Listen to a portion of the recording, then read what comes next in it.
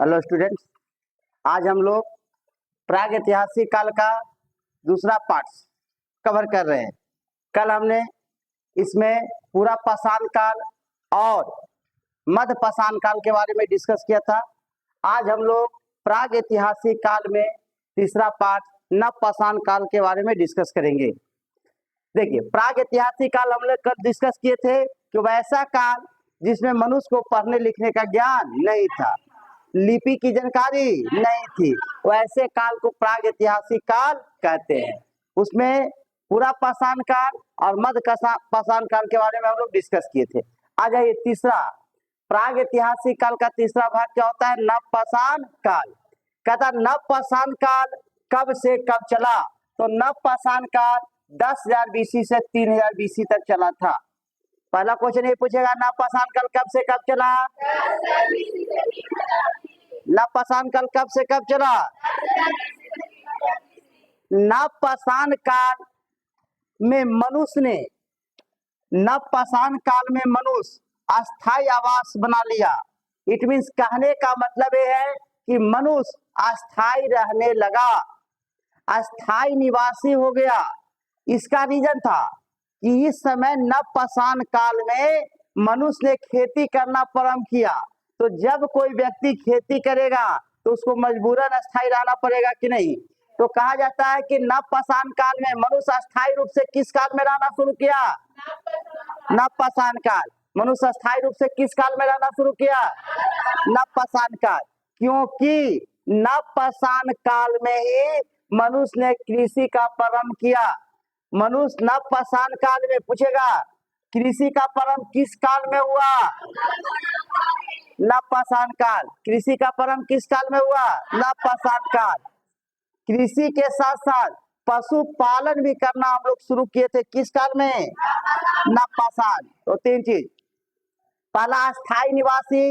अस्थायी निवासी किस काल में हुआ मनुष्य? कृषि का खोज और पशुपालन। सबसे बड़ी खोज थी पहिया का खोज। पहिया का खोज किस काल में हुआ? नव पाषाण काल में। मनुष्य द्वारा पहिए की खोज कब की गई? नव पाषाण काल में। और नव पाषाण काल के अंतिम समय में, नव पाषाण काल के अंतिम समय में आता है ताम्र पाषाण काल। ताम्र पाषाण काल, तो नव पाषाण काल के अंतिम समय को ताम्र पाषाण काल बोलते हैं। तो देखिए, नव पाषाण काल के अंतिम समय को ताम्र पाषाण काल कहते हैं। इस समय ताम्र पाषाण काल इसलिए कहते हैं कि नव पाषाण के लास्ट में तांबा का खोज किया गया था।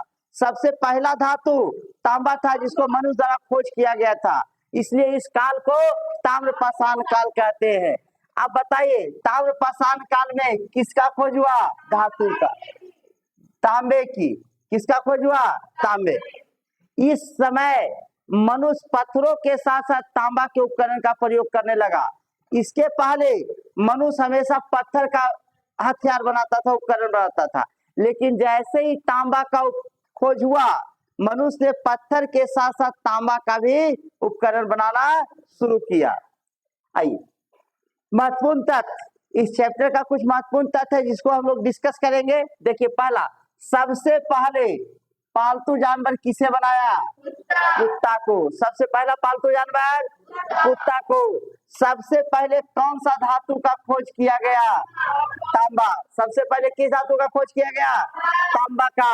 और सबसे पहले मनुष्य ने किस फसल की खेती की? जौ और गेहूं। पूछेगा सबसे पहले किस फसल की खेती हुई? जौ और गेहूं। जौ और।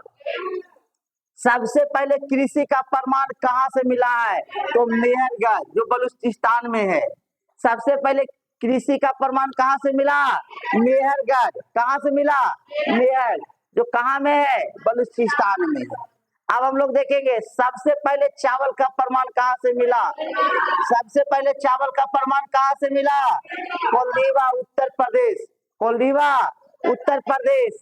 आइए, बुर्जहोम, जो जम्मू कश्मीर में है। बुर्जहोम कहाँ में है? जम्मू कश्मीर में है।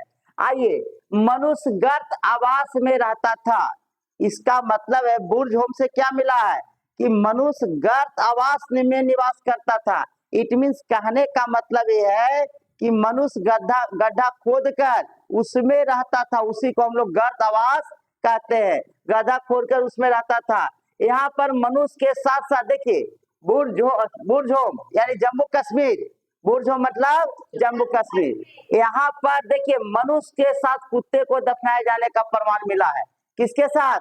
मनुष्य के साथ। यहाँ पर मनुष्य के साथ कुत्ते को दफनाए जाने का क्या मिला है? प्रमाण मिला है। चलिए आज ये टॉपिक क्या हुआ, कंप्लीट हुआ।